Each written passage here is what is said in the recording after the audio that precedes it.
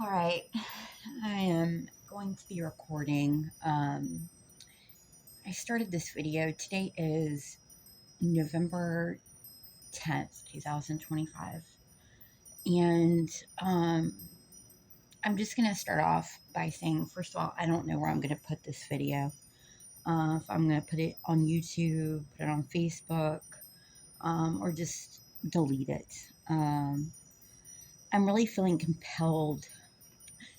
I'm going to try not to get too emotional here, but I'm feeling very compelled to begin to start speaking about some things that have been going on in the last 4 years for me. Well, 5 years, right before COVID hit.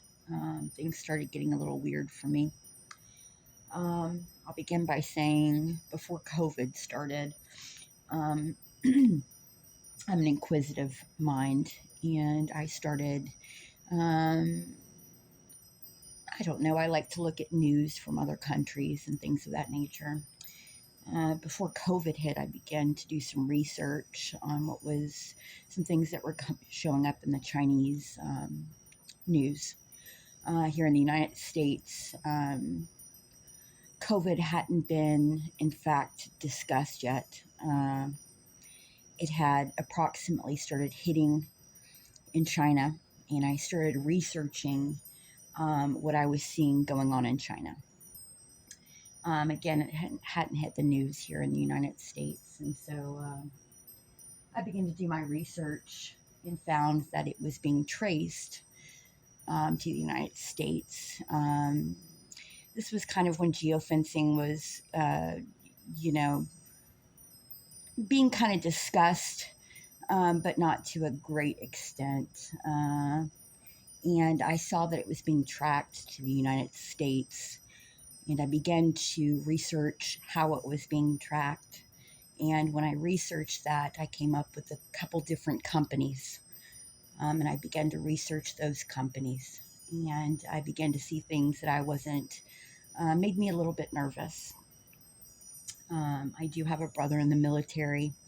I have a son in the military, and I had a best friend that was in the military. And I reached out to them to let them know that I believed that COVID, or the disease at the time, whatever this um, disease was, I don't know if it had a name at the time, was being tracked directly towards the United States. I believed that the United States was already understanding, well, they already knew, again, because it was being tracked directly towards us.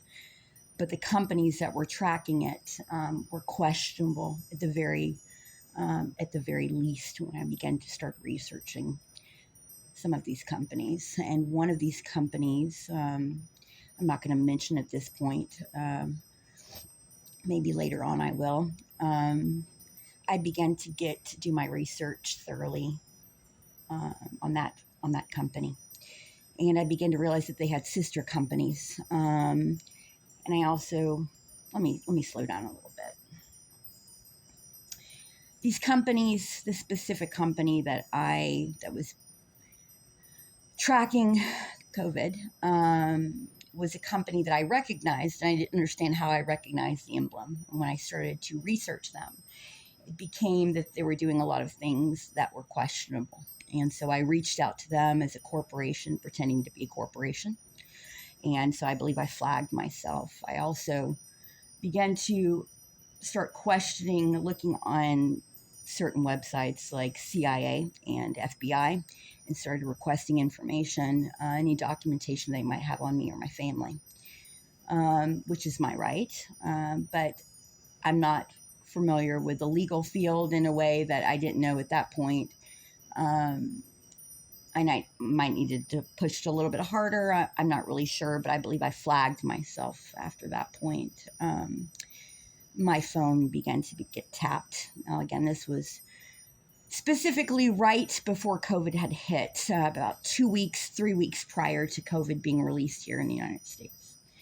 And I had sent out messages letting everybody know, people that I was concerned about, that this was coming directly towards us. I also began to get my hands, I guess, a little dirty. After that point, I definitely knew that my phone was being tapped. You don't have to be a brain scientist to know when your phone is being tapped. So, anyways, but again, I'm very inquisitive and I like the truth. So I began to push, and at that point, things started getting very weird. I've since then, I have dealt with a gentleman. I no longer am speaking to this person. We actually became engaged about a year after that. He kind of swirled into my life from another state online.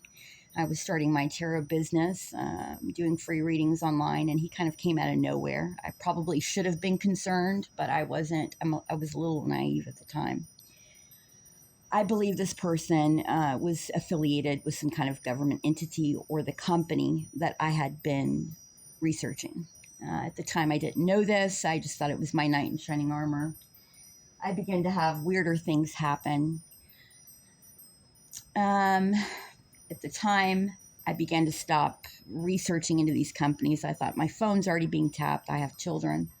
Let me back off a little bit. And, I'd met the man of my dreams, or who I thought was the man of my dreams, who I believe was actually sent in, and that was affiliated with either this organization, this company, a very big company, or some kind of government affiliate.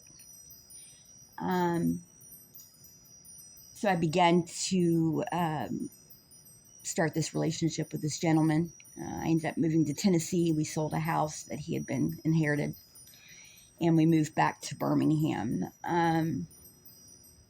Weirder things started happening at that point. I was finding many strange things on his computer. He was tracking me and my daughter. He had hacked into our information, which wasn't really hacking at the time because we were engaged, and I was being red flagged by things that I was finding on my Facebook. Men that I had never met, my archived messages requesting amounts of money that they had sent to someone. I was beginning to find my information online in very dark, seedy places along with my daughter's. Money being moved around that I had not moved around. And so I began to look at the person, the only person that might have had access to this information, which would have been the fiance. As I started digging, I found some really nasty stuff. I tried to flee at that point. I also had a couple who I believe men that worked for the government show up at a house that we had rented in Fultondale, Alabama. I contacted the feds. I also I fled with my daughter and began to document about 40 to 45 reports in 3 different counties, trying to get restraining orders and to get anybody to listen. It significantly got worse after that, and I was blacklisted all online. I still believe that my Facebook is blacklisted. There were men sent to my house after me and my daughter fled, ski masks on. All this is documented.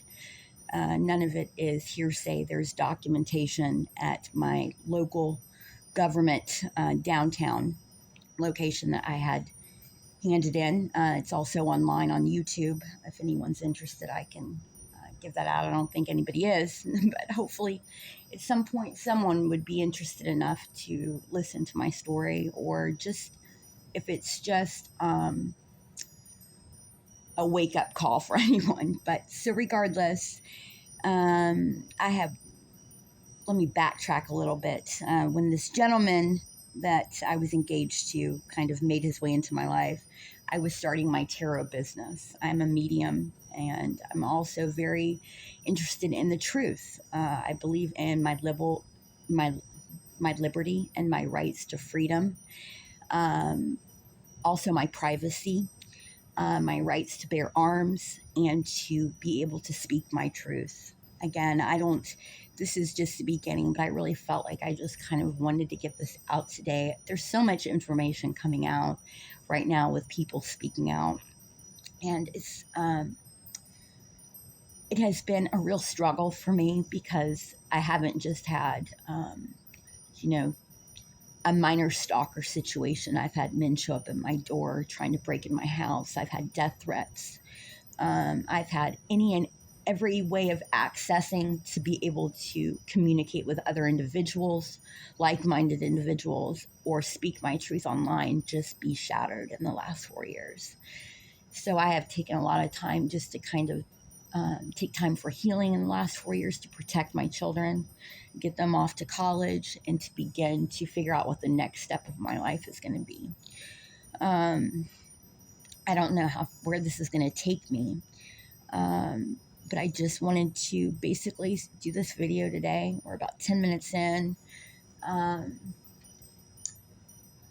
There's just, again, there's so much information coming out, about weather manipulation, about, right now, the Democrats and the Republicans and all that stuff that's going on with the government and the government being shut down, but also senators and public officials having their information accessed, their phones accessed without, the way in which to do that, which would be, through documentation, judges' orders, subpoenas, and of that nature. I believe my information, as well as my daughters and my sons, and anyone that's been in contact with me for the last 4 years, our information has been used in such a way that there was no legal standing to that. I think I've been bulldozed, as well as my children, and we've lost years due to this. And so there will be more steps. Eventually I hope there's lawsuits, and the people that need to be held accountable will. But at the very minimum, I just want my information out.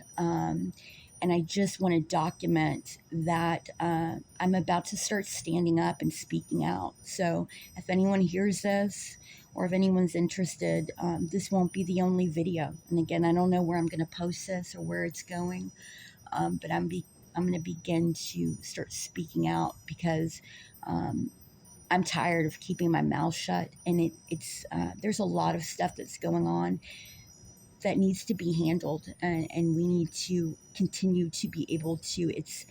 It's our right to have systems run a certain way, and not to be run over and shut up when the enemy is doing things that are illegal and tactics that are low down, and then they want to victim shame and kick you while you're down and shut you up and steal.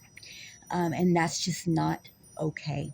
And so I'm going to finish this video right now and just pray about where I'm going to put it and what I'm going to do. But thanks for listening if you did make it this long, and I wish you well. Thank you.